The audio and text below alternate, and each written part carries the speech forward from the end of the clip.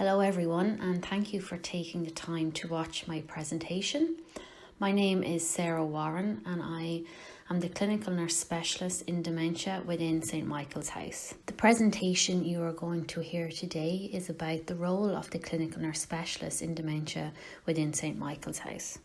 My role is to deliver patient care, which is in line with the 5 core competencies as set out by the National Council 2008.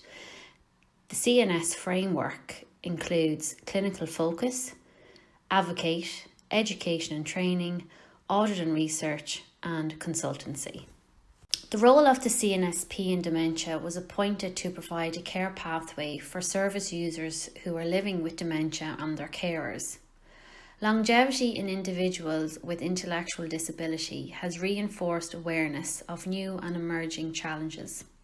One of these challenges is that for people with Down syndrome, there is a 5 times greater occurrence of developing dementia compared to the general population.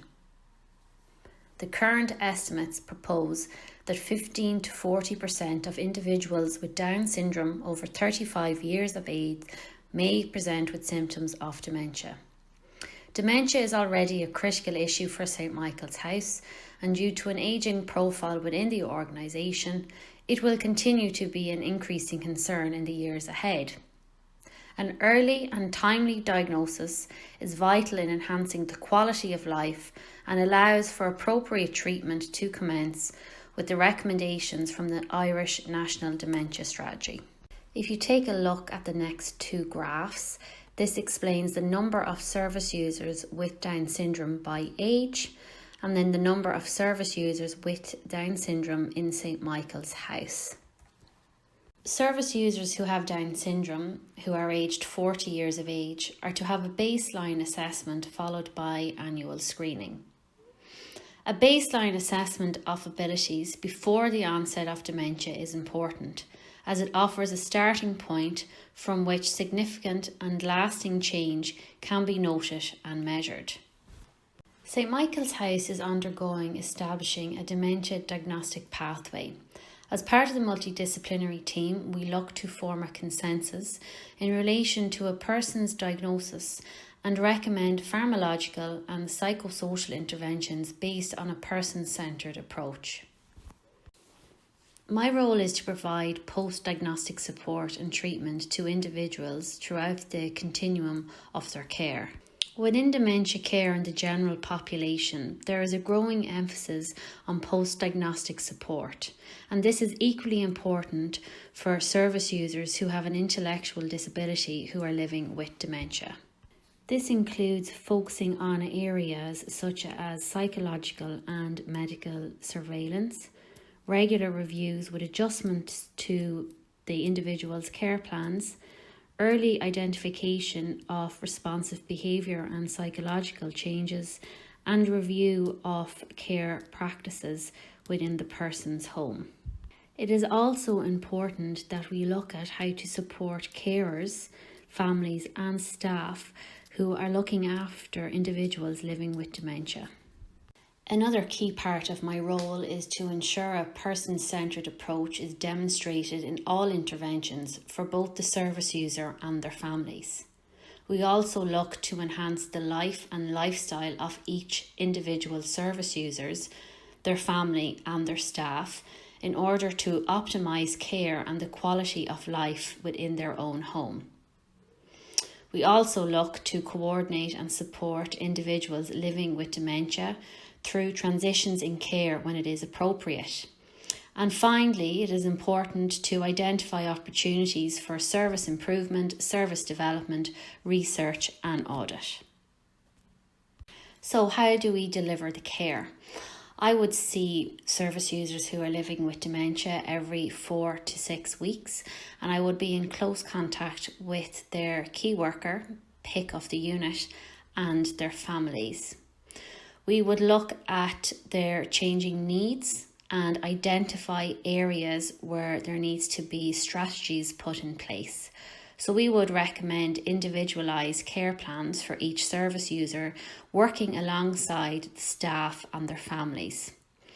We also work very closely with the multidisciplinary team, and we facilitate regular team meetings to ensure we are delivering a person-centred dementia pathway. I also look at ways to promote awareness of best practice in dementia care for staff and families, and this would involve having informal briefing sessions within the person's home.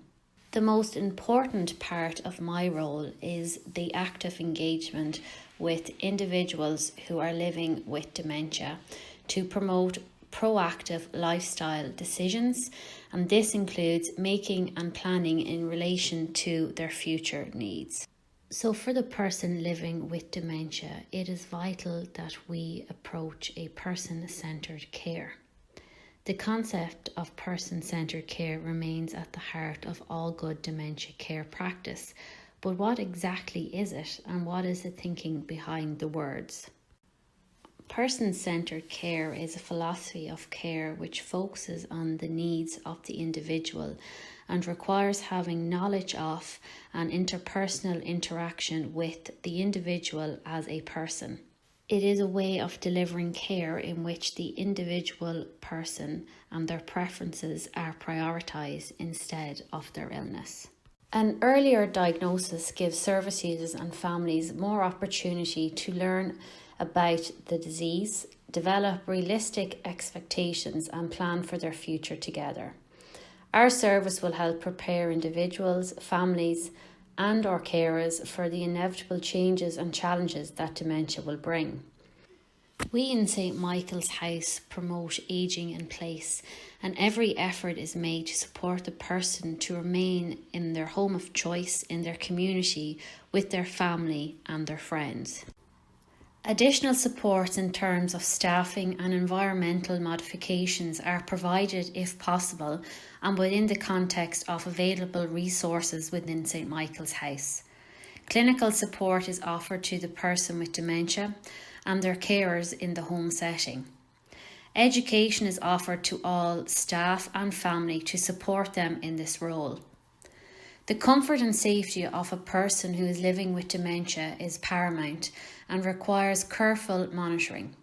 If their current environment exceeds its capacity to provide care with comfort and safety, procedures are in place to source a more appropriate environment such as CARA. Finally, there is close collaboration with our specialised dementia and palliative care unit, which is CARA, and this is to ensure and promote continuity of care to support the person living with dementia. So to conclude the presentation, we are going to look at future plans, such as effective management of care transitions, ensuring evidence-based approach to all aspects of dementia care within St. Michael's House. Transitions in care are points of heightened vulnerability. Therefore, it is vital that individuals are supported and there is plans put in place to aid the transition for the person living with dementia. With the right support and encouragement, service users living with dementia are encouraged and supported in managing their condition. We hope to inform service planning initiatives within residential and day service environments in St. Michael's House, establish links with other key stakeholders and external agencies, and finally foster links with other clinical nurse specialists in the ID community and other care organisations. Thank you everyone for taking time to listen to my presentation today, and I hope it has informed you of my role within St. Michael's House. Please feel free to contact me if you have any questions. You will see my email address come up on the screen. Thank you very much again and take care.